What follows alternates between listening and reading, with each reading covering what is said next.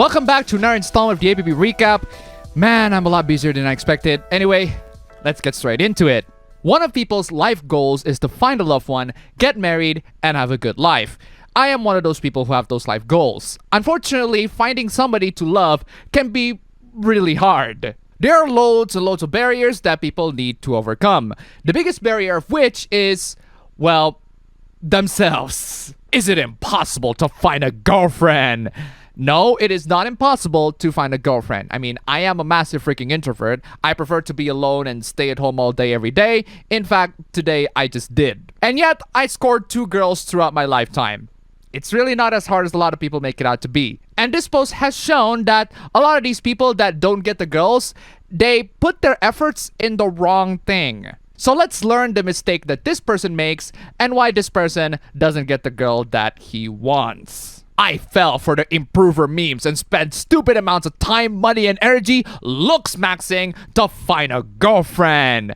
Yes, ladies and gentlemen, this person spent a lot of time, money, and energy to tweak on their looks to find a girlfriend. Instead of, oh, I don't know, talk to one. What are you doing on computer? Go outside, so beautiful! Do you know how many girlfriends I've had? 0!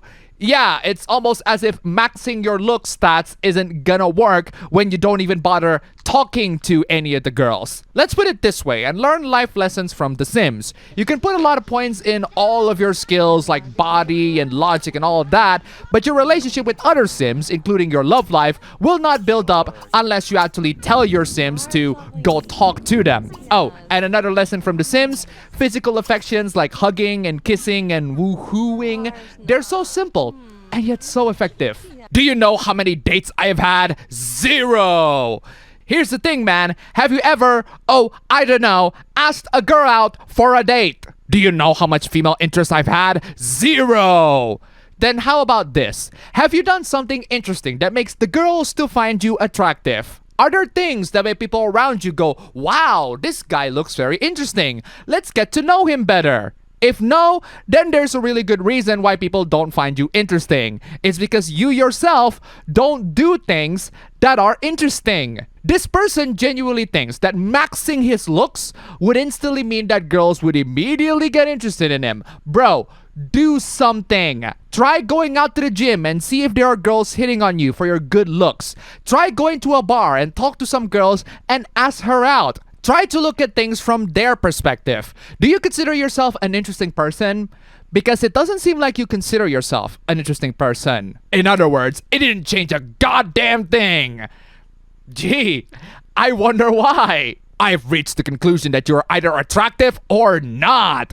Bro, there's more to attractiveness than just looks. Let's, for the sake of argument, assume that you really are this super attractive guy. You complaining about this whole thing is so unattractive that it just trumps your looks. This whole post reeks of lack of confidence, which is much worse than having ugly looks. That's why men get girlfriends with a bare minimum of effort. For the record, I look ugly as hell. I don't do a lot of personal grooming. And you know how I got my girlfriend? I simply asked her out for dinner. We watched a couple of movies together. We watched the Mario movie together. And we enjoyed them quite a lot. And you know what? You are right. Men do get girlfriends with a bare minimum of effort. Something that you refuse to do. And the bare minimum of effort? Ask her out.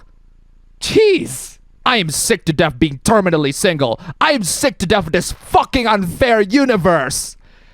It's not really that unfair, bro. You just didn't do the most bare minimum of effort. So I've got to suffer in loneliness because of the genetic lottery? Yes. You haven't done the most bare minimum of effort to get the girls that you wanted. So you deserve to suffer. In before my personality. Actually, yes, dude. This pessimistic and defeatist attitude that you're showing so far is incredibly unattractive. No wonder why girls don't like you. Personality is a myth that's been debunked 1,000 times. That would imply that your myth of girls only going for the guys based on their looks haven't been debunked. And sorry to say this, dude, but this whole post that you make reeks of negative personality. Whatever personality you have right now, it is not attractive at all. Women will often brag about their boyfriend's wonderful personality, then you meet him and he's stereotypically attractive or rich. They certainly have a more attractive personality than you are, that's for sure. I mean, if you really can't change your looks, the least you can change is your crap personality. On the other hand, if you're genetically undesirable like me, everything you do and say will be viewed through a negative prism. Bro, you are not genetically undesirable. You are inherently undesirable. Your incredibly negative personality is the reason why girls aren't going for you. Your pessimistic attitude and worldview towards women is the reason why girls aren't going for you. And most importantly, you not asking the girls out is the reason why girls aren't going for you. You refuse to do the most bare minimum step of asking a girl out on a date, and you have a surprised Pikachu face and why the girls don't want you. Well, keep on wallowing on your loneliness, because the more you do this, it ain't gonna change, man. It ain't gonna change. Do you guys still watch TV?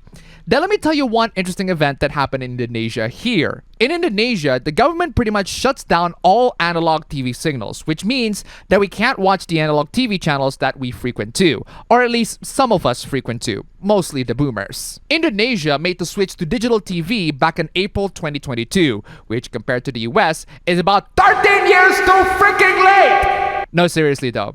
I love my country. So if analog TV signals are gone, does that mean that we can't watch TV anymore? No, we can still watch TV online. We can visit a website called Video, which pretty much offers live Indonesian TV as long as you have a TV that can access the internet, or pretty much any device that can access the internet. We can even still use the original antenna from the analog TV that we set up on the roof to get the analog signal. The only thing that we need is to convert the analog signal into a digital one. Problem is, not a lot of TVs understand digital signals. Most of them only understand analog signals. And this is where STB comes in, or set-top box. I'll call it set-top box, it's more convenient. What a set-top box does is it will take the analog signal from the antenna and convert it into digital signal so that the TV can understand it. It's compatible with old TVs because they have good old RCA plugs. This is what we use before HDMI, children. And thanks to set-top boxes, everyone, especially boomers, can still watch the cable analog TV that they want to watch again, but with a significantly better quality and less TV interference because it's digital and all. I am old enough to know what it feels like to see a bad TV signal. You youngsters are so lucky that the worst signal that you can get is just internet buffering. And by the way, I lost count how many times I got called by my boomer family members to help them set this whole thing up. There are loads of people selling these right now, and one person decides to take it to the next level by advertising it in the best way possible. It's STB, set-top box, not sex box. Seriously, is Microsoft gonna sell us a sex box Series X? There is something beautiful about seeing really bad gameplay from a game journalist. They always play their games in the worst way possible and showing the worst qualities in the games that they are playing. Take for example the upcoming game Redfall by Arcane Studios, which apparently promises to be an open world single player and multiplayer game, which is going to be released in all the major platforms. I love a lot of the games that Arcane Studios made. Dishonored, Dishonored 2, Death the Outsider are pretty great. And Prey, in my opinion, is one of the best immersive sims ever made. Highly recommend if you haven't played the game yet. I even like Deathloop, even though it wasn't particularly amazing, but I still enjoyed it for what it is. But man, this one is really not that promising, and especially not that promising thanks to a couple of really stupid hooplas involving the game before it was released. There was a hoopla involving the game's always online status. It was always online at first, and then the developer said, no, we're not gonna do that. And then there was the hoopla involving the game being locked on 30 FPS in the Xbox Series X. That's right, being locked at 30 FPS on the next generation consoles. Granted, it's not really Sony or Microsoft's fault that the game can't run at a solid 60 FPS, but as publishers of these games, they should have a mandate for a minimum 1080p 60 FPS experience, because that's what their next-gen consoles literally advertise. I mean, granted, next-gen consoles also advertise 4K 120 FPS, but that's for games like Among Us or Pizza Tower, games that don't have a high system requirement. For AAA games, 1080p 60 FPS for the performance mode, or 1440p 30 FPS, or 4K 30 FPS for the resolution mode. That's the bare minimum. But not for Redfall, I guess. But hey, none of this is an issue if you're playing on a PC with half-decent hardware. And apparently, they're going to patch the game to run at 1080p 60 FPS after launch for the consoles, which is like saying, don't worry, we'll make sure to patch up the hole in this slowly sinking boat. Then the gameplay footage comes in. It's definitely an issue when the gameplay that you're showing is really not that impressive. IGN's gameplay video really doesn't help. Whoever was playing the game has some terrible aim, and for some reason, the person opted to run out of trouble rather than confronting it. The gameplay video is so bad, it even got picked up by some Japanese outlet. I mean, last time I checked, not even the Cuphead gameplay drama gone that international. IGN, this is a huge fail all around, and Arcane, seriously, I can't wait for your next immersive sims. You're good at that, so make those instead of whatever this is. In regards to the evolution of video games, some may argue that video games have reached its peak and that we won't get any better than where we are right now. Some disagree though, and think that we as gamers are hampering the potential of video games to be the greatest of all time. How so, you might ask? Well, let's ask this guy. Video games have a huge unrealized potential as a storytelling medium. Unrealized? I think if you have played literally any video game in the last couple of decades, that notion is completely out of the picture. That potential is mostly unrealized because gamers themselves have terrible taste in media. You have a single fact to back that up? This would mean that you know what gamers like in other media outside of video games. Do you really know what they like though? If you really know what they like, can you at least describe what they like? What kind of movies that gamers like that make you go, wow, these gamers have zero taste? I don't know, it seems like you're talking out of your ass at this point. This was proven by the incredibly negative response to The Last of Us Part 2. One of the great... No way. Not this time. Not this time. No. Not this time. Not this time. Sometimes people's perception is truly warped these days, to the point where they genuinely think that A is not technically A because B, even though it's A. Okay, that makes no sense, but let me clarify with this hoopla. What is this, Elon Musk? The BBC is not government funded. It is funded by the British public through a system known as a license fee. Entirely different. Okay, this comment over here is a joke. I'm just giving you a heads up that just because a comment is a joke doesn't mean someone won't take it seriously. Hi, Elon Musk. The BBC is not funded by the UK government. It is funded by the British public through a system known as the license fee. The BBC's operations and editorial decision making are entirely independent of the government. So let me get this straight, random blue checkmark on Twitter. The BBC is not government funded because it's technically paid by the British people through a license fee. A license fee that they have to adhere to and one that is enforced by the government.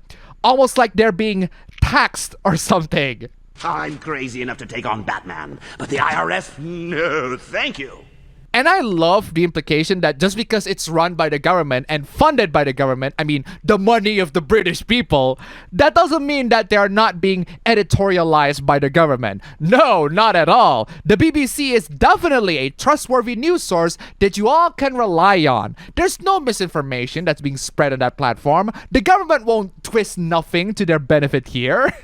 None whatsoever. This is so bad that even Twitter has to correct it. The BBC is principally funded through a license fee paid by UK households, of which the amount is set by the government in a periodic license fee settlement, and apparently the UK government is currently reviewing this arrangement. So, are the British people not gonna be held ransom by the government to pay for crap TV anymore?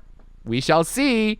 Oh, and another thing, Elon Musk, considering that we're talking about Twitter, X Corp is a crap name. And whatever you did in April 15 about hiding non-Twitter Blue subscribers, that's not happening on my end. What did happen is you removing the blue checkmarks to legacy blue checkmarks. So that means that people who do have blue checkmarks are only going to be the ones who paid for Twitter Blue. In other words, even more justified for bullying.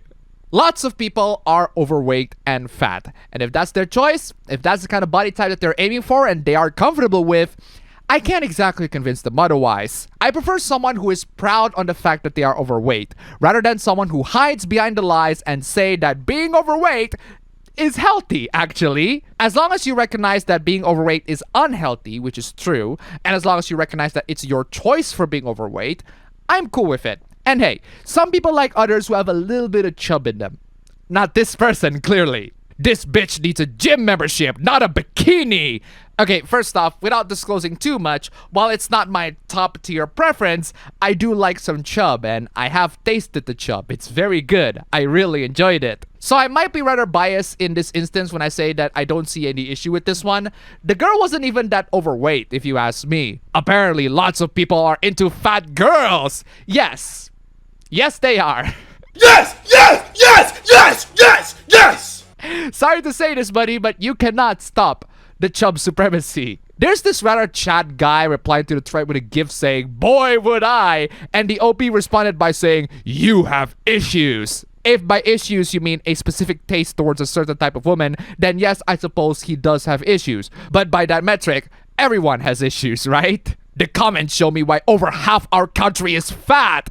Not really. People either are fat or chose to be fat for many reasons. And I can't exactly disagree when a lot of their primary reasons being food is delicious. I mean, if you're living in America and you have loads of money to buy all sorts of food, then yes, I suppose that's one contributing factor in why your country is fat. You people want to act like being fat is normal and okay when it's extremely unhealthy and unattractive. Okay, first off, the person you showed wasn't even that fat. And second, being fat is a normal occurrence. Not a normal thing to be, but a normal happening in the world. It's not abnormal to be fat. It's a very common occurrence in this world. Heck, I'm sure a lot of you guys watching this video would fit into that category.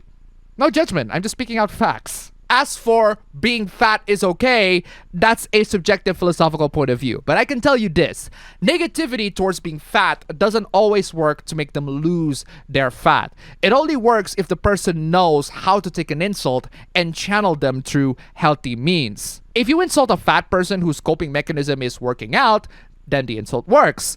But if you insult a fat person whose coping mechanism is binge eating, then they're gonna get more fat. Point is, I don't like the method of bullying someone because they're fat just because it can encourage them to get skinny, because it doesn't always work. Yes, being fat is unhealthy, and yes, most people who strive to have long lives should strive to lose their weight, but it doesn't necessarily mean it's unattractive, as proven by the people who love the chub, and it doesn't necessarily mean that stating this fact will help people to overcome their weight dilemma. People on the internet just doesn't have a sense of empathy and recognize what the other person on the other side feels when they got insulted at. If you want to help someone, you have to understand what the person on the other side feels and know how to work on their personality and their feelings so that they can channel them to healthy means. Not everyone will work with a universal method. This is why men should never take advice from pickup artists. They always give universal methods even though it doesn't always work with every woman. Think of human beings like video games. Every video game will have different strategies and skills